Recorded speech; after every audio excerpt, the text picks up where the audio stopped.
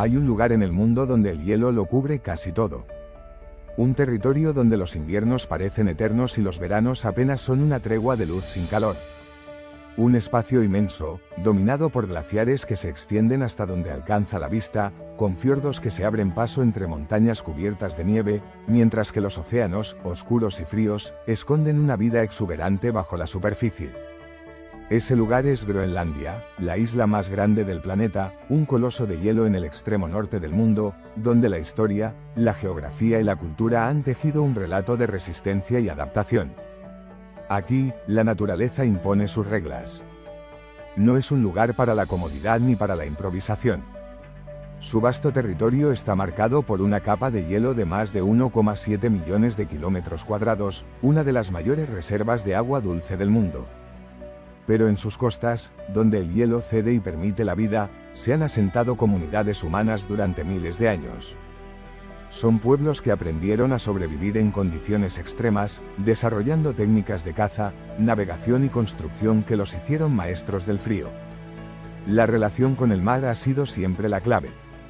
En estas latitudes, las rutas terrestres son un desafío, por lo que los habitantes han dependido del océano para desplazarse, comerciar y alimentarse. La pesca y la caza de mamíferos marinos han sido la base de su sustento, mientras que los trineos de perros y los kayaks han permitido la movilidad a través de un paisaje hostil. Pero Groenlandia no es solo hielo y mar. En su territorio se ocultan riquezas que han llamado la atención de potencias extranjeras durante siglos.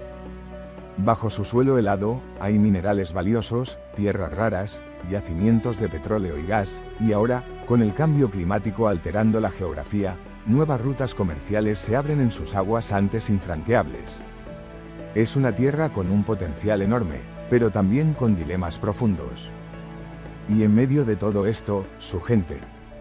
Una población que ha visto imperios venir y desaparecer, que ha sido testigo de la llegada de vikingos, comerciantes, colonizadores y exploradores.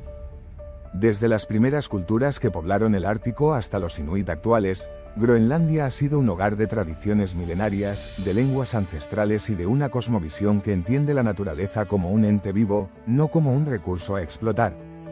Hoy, Groenlandia se encuentra en un punto de inflexión. La modernidad avanza, la geopolítica la mira con atención y el deshielo transforma su paisaje como nunca antes.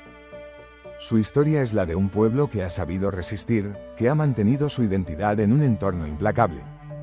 Y su futuro dependerá de su capacidad para decidir su propio destino en un mundo en constante cambio. Cuando se habla de Groenlandia, se piensa en un mundo de hielo perpetuo, un territorio que parece desafiar la posibilidad misma de la vida.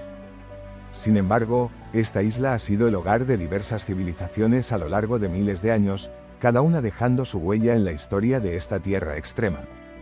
Desde las primeras migraciones humanas hasta la llegada de los vikingos y el establecimiento de los inuit, la historia de Groenlandia es un relato de adaptación, exploración y supervivencia.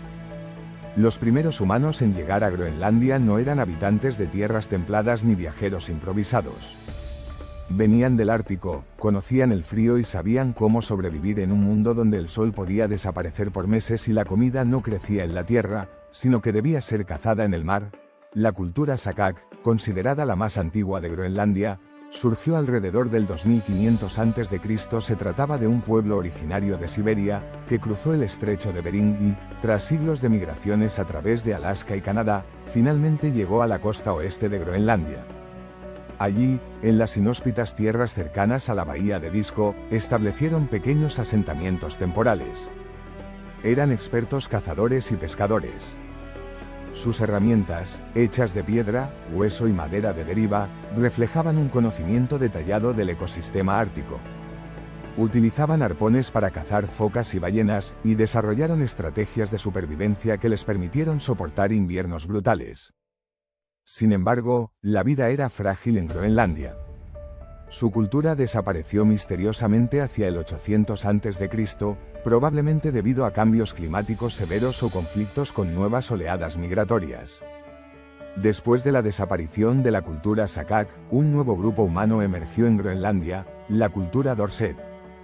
Eran cazadores de mamíferos marinos, expertos en moverse por el hielo y sobrevivir en condiciones que la mayoría consideraría imposibles. A diferencia de sus predecesores, los Dorset no dependían tanto de la pesca, sino de la caza de grandes animales, como osos polares y morsas. No conocían el arco y la flecha, lo que los obligaba a desarrollar tácticas de caza basadas en emboscadas y trampas.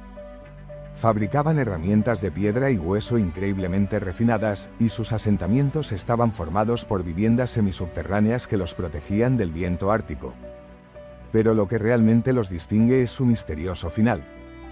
Cuando los primeros vikingos llegaron a Groenlandia en el siglo X, ya no quedaban rastros de los Dorset en la isla. Se cree que fueron desplazados por otro grupo aún más adaptado al clima extremo, los Thule, los verdaderos antecesores de los Inuit modernos. Si hay un pueblo que logró conquistar el Ártico de manera definitiva, fueron los Thule. Surgieron en Alaska y, gracias a su impresionante capacidad de adaptación, expandieron su territorio a través de Canadá hasta llegar a Groenlandia en el siglo XIII. ¿Qué los hacía diferentes? Su tecnología. Desarrollaron el kayak, una embarcación ligera y maniobrable que les permitió cazar focas y ballenas con una eficiencia sin precedentes. También perfeccionaron los trineos de perros, lo que les dio una ventaja incomparable en movilidad sobre el hielo. A diferencia de los Dorset, sí usaban arcos y flechas, lo que les permitió cazar con mayor precisión y a mayores distancias. Además, su cultura estaba altamente organizada. Construían viviendas con huesos de ballena y pieles de foca, organizaban expediciones de caza y establecían redes comerciales con otras tribus árticas. Sus mitos, creencias y forma de vida estaban profundamente conectados con la naturaleza, en un equilibrio donde el mar, el hielo y los espíritus formaban parte de una misma realidad. Cuando los exploradores europeos llegaron siglos después, los Inuit ya dominaban Groenlandia. Sus conocimientos del entorno eran tan avanzados que incluso los occidentales, con toda su tecnología, dependieron de ellos para sobrevivir en el Ártico. Mientras los Inuit consolidaban su dominio sobre Groenlandia, otro grupo humano llegaba desde el otro extremo del Atlántico, los vikingos. Liderados por Erik el Rojo, fundaron colonias en el sur de la isla alrededor del año 985 después de Cristo. Erik, un explorador desterrado de Islandia, llamó a esta tierra, Groenlandia, Tierra Verde, en un intento de atraer colonos. Su estrategia funcionó y pronto surgieron asentamientos en los fiordos del sur, donde el clima era relativamente más benigno. Cultivaban cebada, criaban ovejas y comerciaban con Europa. Sin embargo, la relación entre los vikingos y los inuit fue tensa. Se registraron encuentros violentos, y aunque hubo momentos de intercambio pacífico, las diferencias culturales y tecnológicas hicieron que las relaciones fueran inestables. Finalmente, en el siglo XV, los asentamientos vikingos desaparecieron. Las causas aún son debatidas. Algunos creen que el pequeño período de hielo, una mini glaciación que afectó el hemisferio norte, hizo que la agricultura fuera inviable. Otros sugieren que el aislamiento, la falta de comercio con Europa y los conflictos con los inuit contribuyeron a su desaparición. Lo cierto es que, cuando los europeos regresaron a Groenlandia en los siglos posteriores, no quedaban rastros de los vikingos. Solo los inuit habían logrado adaptarse y permanecer. Para el siglo XV, Groenlandia era un mundo gobernado por los inuit. En los fiordos del sur y en las costas del oeste, pequeñas comunidades vivían en equilibrio con el hielo y el mar. Su cultura estaba basada en la caza, la narración oral y el conocimiento ancestral transmitido de generación en generación. No necesitaban ciudades ni ejércitos. Su fortaleza estaba en su capacidad de leer la naturaleza, de interpretar los vientos y de encontrar alimento en un entorno donde la vida parecía imposible. Cuando los europeos regresaron siglos después, con sus barcos y sus ambiciones coloniales, se encontraron con un pueblo que no necesitaba civilización porque ya tenía la suya propia. Un pueblo que había dominado el Ártico como ningún otro, y que, contra todo pronóstico, seguiría allí, desafiando al tiempo y al hielo. Para el siglo XVI, Groenlandia era un mundo cerrado en sí mismo. Los vikingos habían desaparecido hacía más de un siglo. Los inuit dominaban la isla con su conocimiento milenario del hielo y el mar, y la única conexión con el mundo exterior se daba en encuentros esporádicos con exploradores que se aventuraban por las frías aguas del Atlántico Norte. Sin embargo, algo estaba cambiando en Europa. La era de los descubrimientos había comenzado, y con ella, el apetito de las grandes potencias por expandir su influencia a los rincones más remotos del mundo. Groenlandia, con su inhóspita belleza y sus promesas inciertas, no tardaría en llamar la atención de los europeos otra vez.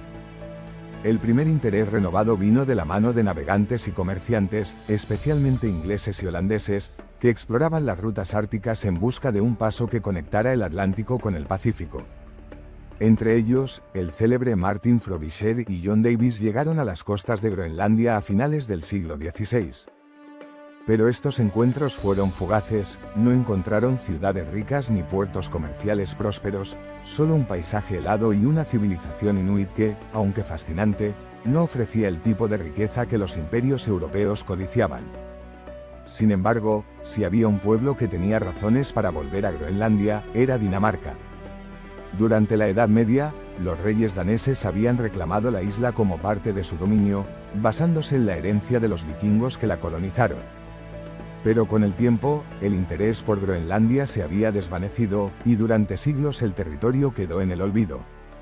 Todo cambiaría en el siglo XVIII, cuando un hombre obsesionado con la historia vikinga y la cristianización de los inuit decidió que era hora de traer de vuelta a Groenlandia al mundo europeo. Ese hombre era Hans Egede, un misionero luterano noruego-danés que convenció al rey Federico IV de Dinamarca de que Groenlandia debía ser recuperada para la corona y para la fe cristiana. En 1721, con el respaldo de la corona danesa, Egede emprendió su viaje hacia Groenlandia con la esperanza de encontrar a los descendientes de los vikingos y evangelizar a los inuit. Pero al llegar, no encontró rastro de los antiguos colonos nórdicos. Solo quedaban los inuit, quienes vivían en su propio mundo de tradiciones y creencias animistas. Lo que vino después fue el inicio de la colonización danesa. Hans Egede y su misión establecieron un asentamiento en la actual Nuuk, que más tarde se convertiría en la capital de Groenlandia. A pesar de las dificultades, Egede y su familia persistieron, introduciendo el cristianismo, la escritura y nuevas formas de organización en la sociedad inuit. Pero la resistencia no fue menor. Los inuit no eran un pueblo fácil de conquistar. No tenían reyes ni ejércitos organizados, pero sí una identidad profundamente arraigada en su forma de vida. El proceso de evangelización fue largo y en muchos casos forzado, con la Iglesia imponiendo sus normas y castigando las tradiciones espirituales inuit. Mientras la religión se expandía, Dinamarca consolidaba su dominio económico sobre Groenlandia. Se establecieron monopolios comerciales, donde solo los comerciantes daneses tenían derecho a hacer negocios en la isla. Este sistema creó una dependencia económica en la población inuit, que pasó de vivir en una economía de autosuficiencia a estar subordinada a los intereses comerciales daneses. Con el tiempo, la caza de focas y la pesca comenzaron a ser explotadas para beneficio del reino danés, limitando las posibilidades de los inuit de controlar sus propios recursos. A lo largo del siglo XVIII y XIX, Groenlandia se convirtió en una colonia danesa en todo sentido. Se impusieron estructuras de gobierno europeo, se restringieron las relaciones comerciales con otras naciones y se implementaron sistemas de educación y salud que, aunque traían algunos beneficios, también marginaban las tradiciones inuit. Fue un proceso lento, pero constante, en el que Groenlandia pasó de ser una tierra de cazadores nómadas a una sociedad cada vez más regulada por el Estado danés. Pero Groenlandia no era un territorio completamente aislado. La geopolítica del Ártico comenzaba a ganar importancia, y la isla fue testigo de las rivalidades entre las potencias europeas que competían por el control del comercio y las rutas marítimas. A pesar de los intentos daneses de mantener el monopolio sobre Groenlandia, la presión externa era cada vez mayor, especialmente por parte de británicos y estadounidenses, que veían en el Ártico un escenario clave para la exploración y la expansión comercial. Hacia finales del siglo XIX, Groenlandia seguía siendo un territorio dominado por Dinamarca, pero con una identidad inuit que, aunque golpeada, no había desaparecido. La población local aún dependía de la caza, pero cada vez más integraba elementos europeos en su vida cotidiana. Las ciudades comenzaban a crecer, la educación formal se expandía y el cristianismo era ya parte fundamental de la sociedad. Pero bajo esta aparente integración, latía un dilema que definiría el futuro de Groenlandia: ¿hasta qué punto podía una cultura milenaria sobrevivir a la colonización sin perder su esencia? El siglo XX traería consigo una transformación radical. La Segunda Guerra Mundial cambiaría el destino de Groenlandia de formas inesperadas, y la isla, antes vista como un rincón olvidado del mundo, se convertiría en un punto clave en la geopolítica global. Pero por ahora, en la fría soledad del Ártico, Groenlandia seguía bajo el dominio danés, con un pueblo inuit que, pese a todo, continuaba resistiendo, navegando entre dos mundos que cada vez parecían más irreconciliables. El siglo XX llegó con cambios vertiginosos para Groenlandia. Durante siglos, la isla había sido una pieza olvidada en el tablero de los imperios europeos, una colonia remota donde la vida transcurría al margen de los grandes acontecimientos mundiales. Pero todo eso cambiaría con la llegada de la Segunda Guerra Mundial. De repente, Groenlandia dejó de ser un rincón helado y solitario para convertirse en un territorio de gran valor estratégico. Lo que estaba en juego no era solo su ubicación en el Atlántico Norte, sino su papel dentro de la creciente lucha por el control del Ártico.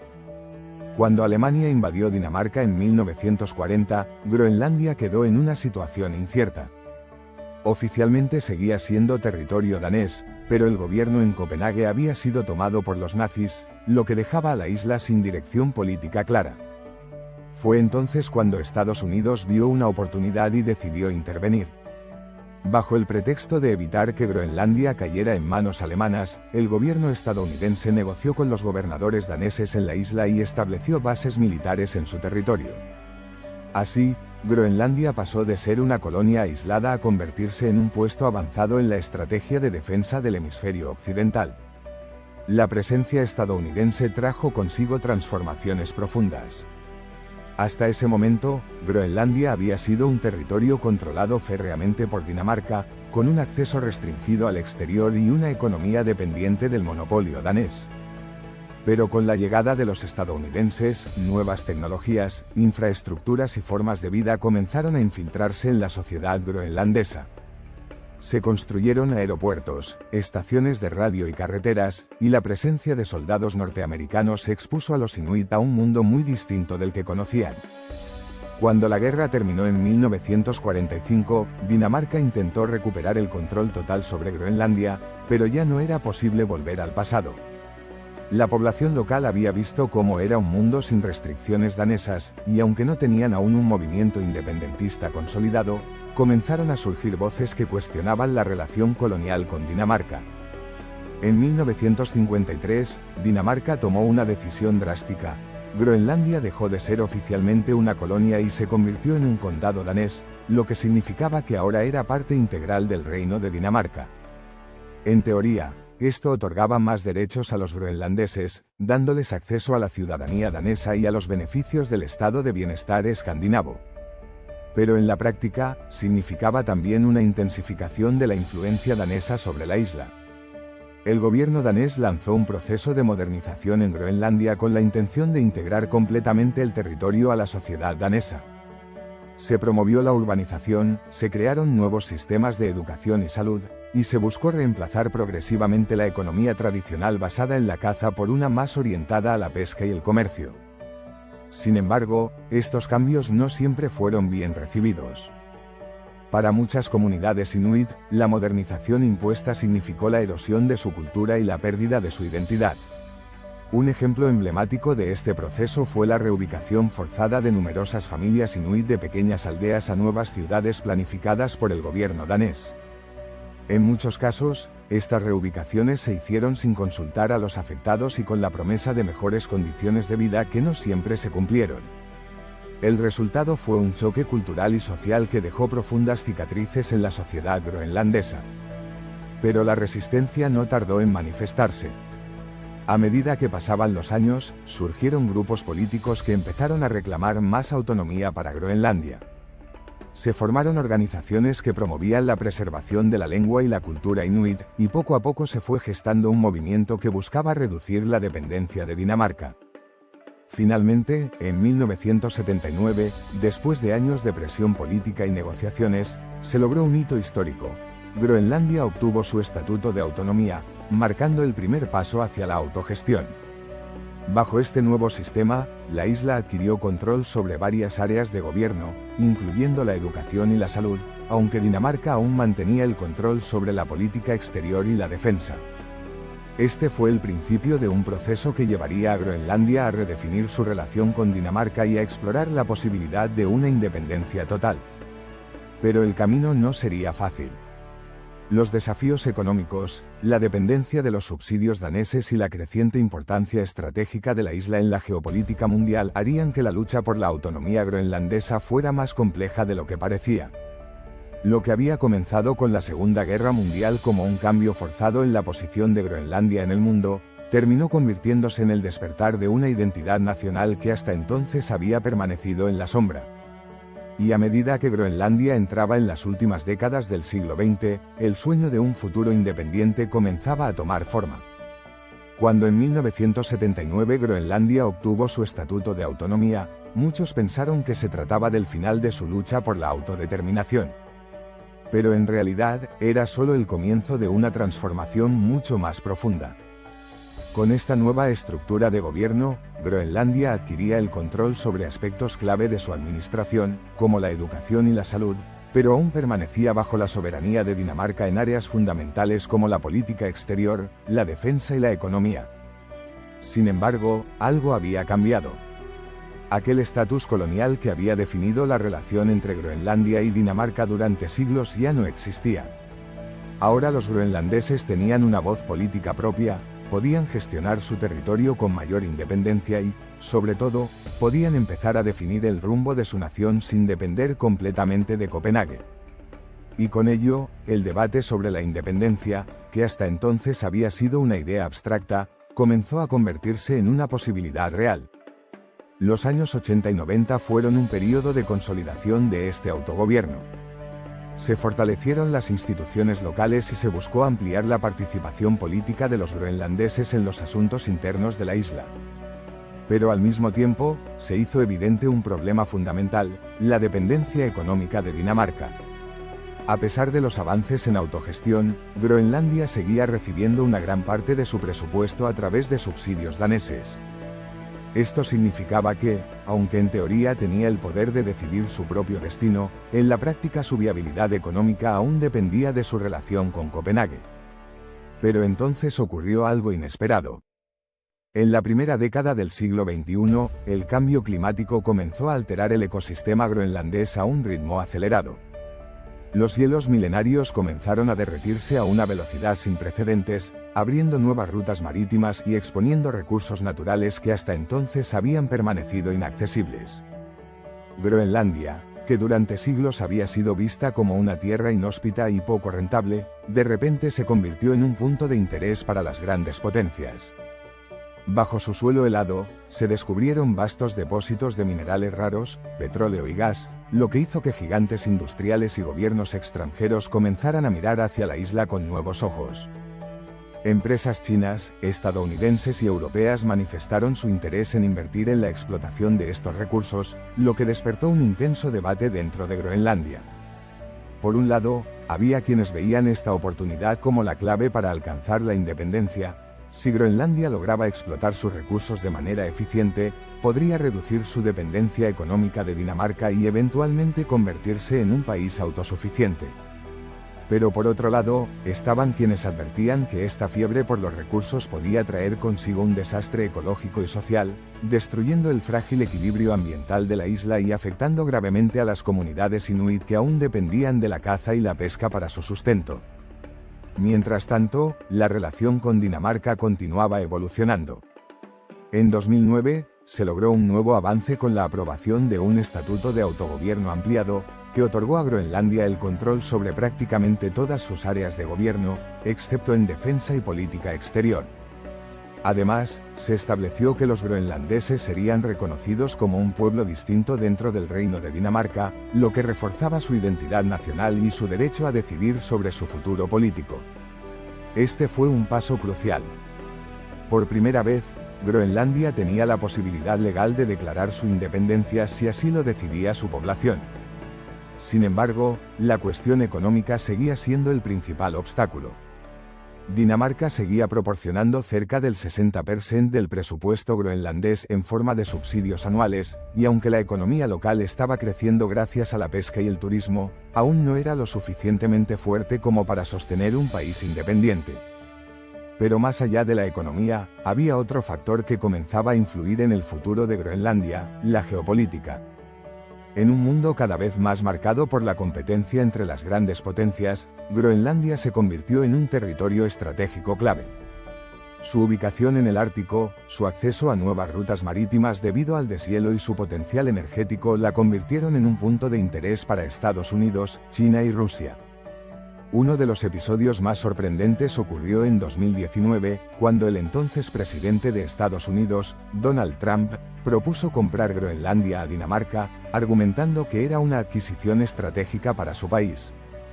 La propuesta fue rechazada de inmediato tanto por Dinamarca como por Groenlandia, pero dejó en claro una realidad innegable: la isla estaba en el centro de un juego de poder global, y su futuro no solo dependía de sus propias decisiones, sino también de los intereses de las potencias mundiales. Hoy, Groenlandia sigue debatiendo su destino. Las encuestas muestran que una gran parte de la población desea la independencia, pero la pregunta sigue siendo cuándo y cómo. El cambio climático continúa transformando el paisaje, las inversiones extranjeras siguen llegando y la identidad groenlandesa se refuerza con cada generación. Sin embargo, el desafío sigue siendo el mismo: construir una nación que pueda sostenerse por sí misma sin perder su esencia. La historia de Groenlandia no es solo la historia de un territorio cubierto de hielo. Es la historia de un pueblo que ha resistido el paso del tiempo, que ha enfrentado colonizadores, imperios y cambios globales sin perder su identidad. Es la historia de una nación que, entre el frío del Ártico y la mirada del mundo, se encuentra en la encrucijada de su futuro.